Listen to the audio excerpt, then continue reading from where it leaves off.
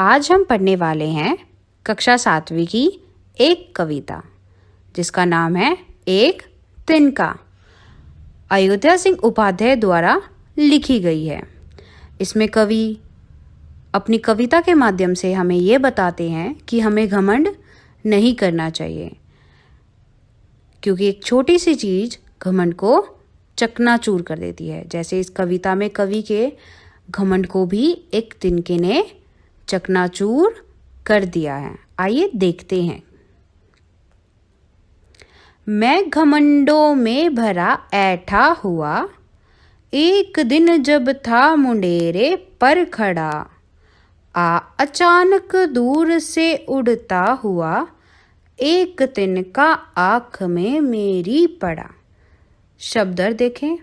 घमंड अभिमान, जो अभिमान करता है। ऐठा अकड़ा, मुंडेर छत का किनारा, तिनका सूखी घास का टुकड़ा। यहाँ पर कवि जो है वो अपनी छत के किनारे पर खड़े हुए हैं और वो कुछ अपना पिछला किस्सा याद कर कर अपने आप पर गर्व और अभिमान महसूस कर रहे हैं। इसलिए जहाँ पर वो मुंडेरे पर खड़े हैं वहाँ पर वो अकड़ के साथ खड़े हुए हैं, वो ऐठे हुए हैं और उसको महसूस करते हुए उनको अपने ऊपर क्या घमंड हो रहा है, वो घमंड से भरपूर हैं। तभी वहाँ पर क्या होता है, वहाँ पर एक तिनका उड़कर आ जाता है और उनकी आँख में जा गिरता है। तो कवि यही कह रहे हैं इन लाइंस के माध्यम से कि मैं अपनी छत पर खड़े होकर अपना कुछ किस्सा याद करते हुए अपने आप पर बहुत घमंड, बहुत अभिमान महसूस कर रहा हूँ। तभी मेरी आँख में एक तिनका गिरता है। मैं झिझक उठा हुआ बेचैन सा, लाल होकर आँख भी दुखने लगी। मूठ देने लोग कपड़े की लगे, ऐंठ बेचारी दबे पाँव भागी। यहाँ पर कवि कहते हैं कि मैं झिझका, मैं बेचैन सा हुआ। क्यों?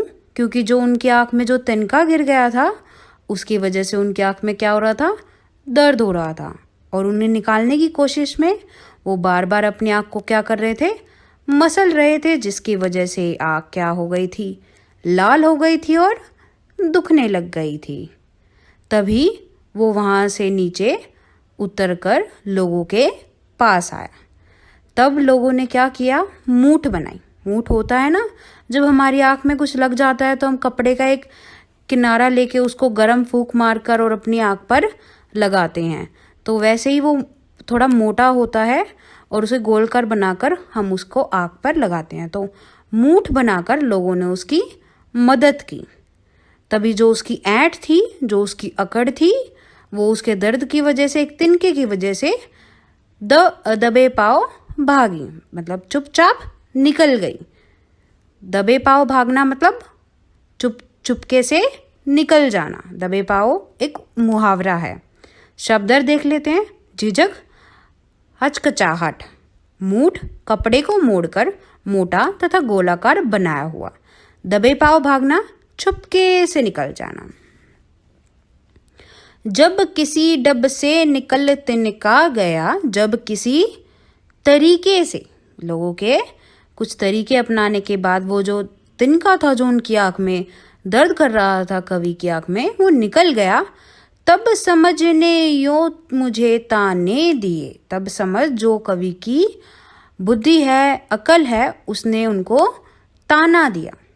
क्या दिया? ताना दिया, व्यंग्य किया। ऐठता तू किस लिए इतना रहा, कि वो कहती है कि इतना अकड़, इतना मतलब अभिमान तेरे को किस चीज़ के लिए है। कवि से वो पूछती है।